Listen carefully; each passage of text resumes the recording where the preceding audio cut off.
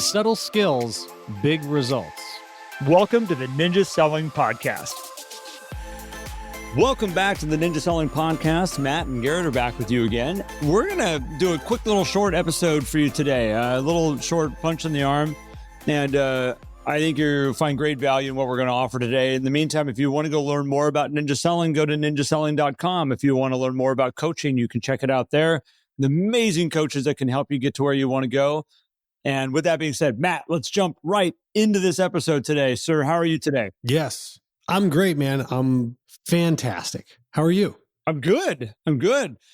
This topic came to my mind because I'm trying out some new things right now, kind of improving some things in my life. And one of the things is we have I think I mentioned a little bit about this on a podcast episode here a little bit back, where I talked about how I'm doing some boxing training in the morning right now. And we have one of our coaches, Danielle Pearson, she's an amazing coach. She's also an incredible ballet dancer. And for those of you who know her even more, she's a Muay Thai trained fighter, also a boxer. She's really multi-talented is really what it all comes down to. We were talking the other day and we were talking about boxing and stuff. And I just saw her kind of light up over it. And she's like, I haven't been training a lot lately. And I said, I said, I would love to learn some skills around that. Would you be up for doing some training sessions with me? And so Thursday mornings right now, we wake up, we go train. I train in the garage. She's in Tahoe. I'm in Northern California. I guess that's still all Northern California. I'm in Redding. She's in Tahoe. So what's really interesting is that I've never been taught. I'm not a fighter. Let's just put that on the table right up front. I've had my butt kicked a couple times in my life. I am not an actual fighter though in any way, shape, or form. And so it was interesting in starting to go through the mechanics of a punch. And I told her, I said, I've tried to hit a bag and things like that before, and everything just feels awkward. Like everything just feels uncomfortable. I feel like my body's winding up weird. I feel like I have like zero power in a punch. Like when I actually connect with the bag, I feel like I'm just tapping it. And I just don't understand how you get power and how you make this work. And so it's been interesting as we've got our cameras up in Zoom and stuff, and she's been critiquing it. Where my elbows are at, what feet what foot is forward, depending on, if I'm a righty or a lefty. I had my wrong foot forward every single time. I learned this really quickly where she was like, no, other foot, put your other foot forward. I'm like, but that feels weird. She goes, it won't. Try it. Like, let's start working on it that way. Then all of a sudden I'm like, whoa. Like here I am. Every time I've approached a bag, I've had the wrong foot forward as a righty. All right. That's a little learning lesson.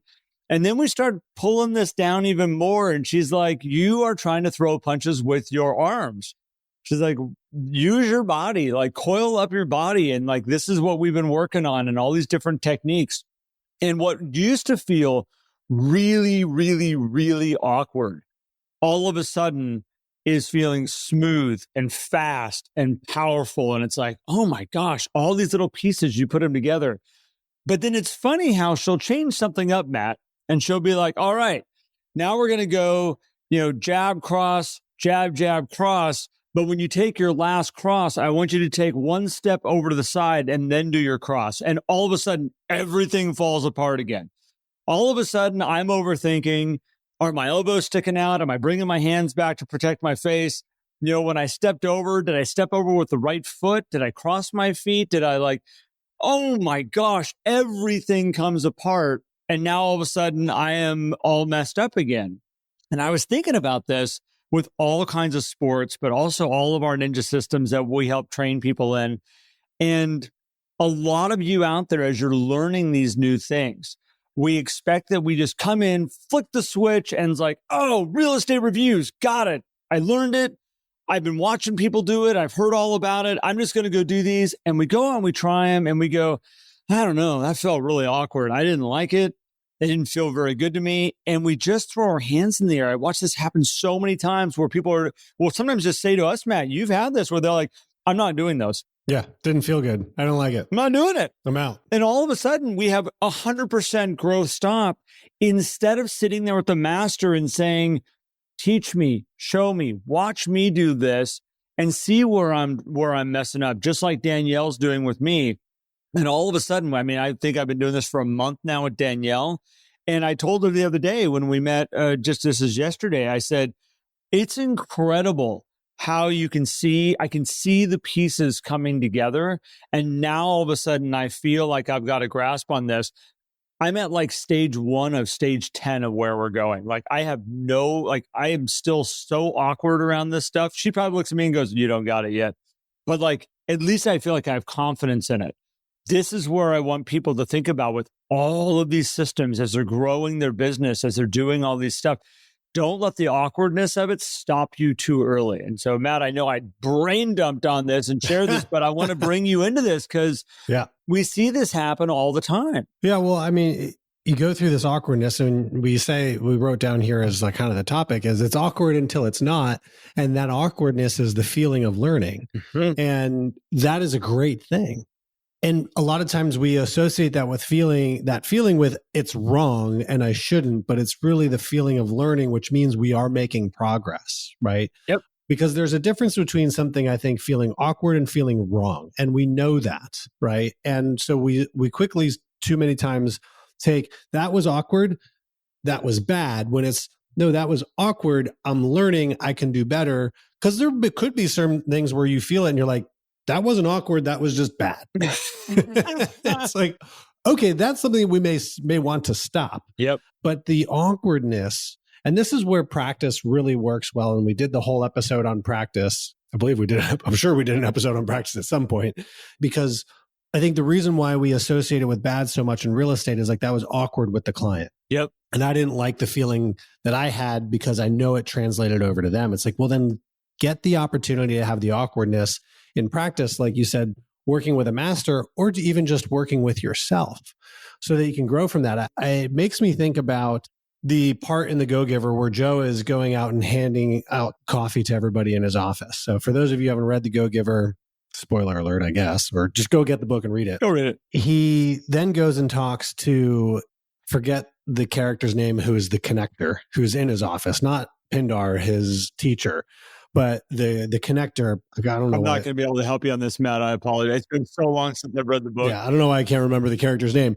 But he says, you know what? Sometimes you feel foolish, and sometimes you may even look foolish, but you do the thing anyway. Yep. Because you know it is the right thing and it's putting you on the right path. And at some point, it's not going to feel that way anymore. And everybody think back to when you started in real estate. Like, it was awkward. The first sales call you made, the first real estate review. If you were lucky enough to be in this industry before there was a lot more technology, the first door knock that you did, right? Yeah. The first open house that you hosted. It was awkward. It felt awkward. Here's the cool thing. Sometimes it feels awkward, but the other person, the clients, they don't think so. They don't know. They're just like, oh, I didn't know that you felt that way. And that's the feeling of learning, and that's the feeling of growth. And so I think if we apply that and understand, like, hey, we're moving in the right direction, it's going to make doing a lot of these things easier. I'm going to look at like golf, for example, because golf is one that I think can cause people a lot of overthinking and a lot of overcomplicating and getting in their way a lot. I've played a fair amount of golf in my lifetime, and I am a mediocre golfer at best. Interesting with going out and playing golf is that I can go out. I've taken some really good lessons over the years. And every time I walk away from a lesson, I'm like, oh my gosh, like my swing feels good. My energy feels good. Like all of a sudden my chips are just perfect. I got the perfect little divot coming out right where it's supposed to come out. Like, this is awesome. And I can take that amazing lesson. And I'm going to say this, Mom, I love you. This is not a direct attack on you. Going out and playing golf with my mom can be really difficult for me. I love going and playing golf with my parents when I can. But my mom, when I go up to hit the ball, the first thing she'll say to me is, keep your head down. And I'm like, okay, thanks. Like, thanks. Well, yeah, don't pick your head up, because you pick your head up in the past. Yeah, I mean, I've seen you do it. Sometimes you pick, and that's when you top the ball and that kind of, okay, great. And so then I get up there and I go to swing, and all I'm thinking about is topping the ball. Like, all that's great stuff. What you focus on expands. All the stuff the great instructor had taught me all of a sudden has gone out the window. All the things I'm focusing on there. And then all of a sudden it's like, well, you didn't keep your eye on the ball. Well, it's not that you didn't keep your eye on the ball. You didn't look at you watched the ball. You wanted to see where it was going to go. And that's what made you, oh my gosh. Like all of a sudden this thing is overcomplicated again. And it's an unfolding lawn chair. It feels rickety and uncomfortable. And I think that like when this thing is like, as you're learning, there's a lot of people that go up and let's say try golf and they have the wrong instructor, they have the wrong person guiding them. And off that, they decide, I don't like golf. I don't ever want to do this again. It doesn't feel right. It doesn't feel good. I'm just never going to play golf. It's not my sport. I don't want to do it. Where if you put yourself around the right people and the right instructors and the ones that will give you the tools that you can learn from, you all of a sudden might take a swing and go, oh, that's what a golf swing feels like. Oh, because we all know it. If you guys play golf, they always say there's that one swing that makes you come back for another 18. And it's true. There's that one that and you're like, I want to have more of those. Like, that's what I'm going to come back and see if I can get. But it's very easy. And I've fallen into it many years of my life that you go out there and it feels awkward enough that you're like, you know what? This isn't my sport. This isn't my thing. This isn't fun for me. And again, going back to our systems, we watch this all the time. And sometimes you might be putting yourself around the wrong instructors. You might be trying to learn off your office mate that they might figure out their way of doing it, like a golf swing. And they're going, no, you got to do it this way. No, bend your knees a little bit more. No, here, you got to put the club on the ground and do all this stuff. And you're like, it just still feels awkward. And you're like, well, maybe I'm learning from the wrong person. And I think that goes to, what is that awkwardness? Does it feel bad, as if this isn't something that I want to do? Or does it just feel like this just feels weird and strange because I'm not used to it? And that could be a hard thing to figure out sometimes. And so I like the idea of like, hey, analyze the things that are around what might be causing the awkward feeling for you, so that you can then say, hey, is this the feeling of learning, or is this the feeling of I don't want to do this? Right? And I think more often than not, it's the feeling of learning. Because even the things that you are like, hey, that's not the approach I want to take. Well, you've learned that that's the approach you don't want. So for like, let's take making a phone call, for example, or doing a call session, I should say.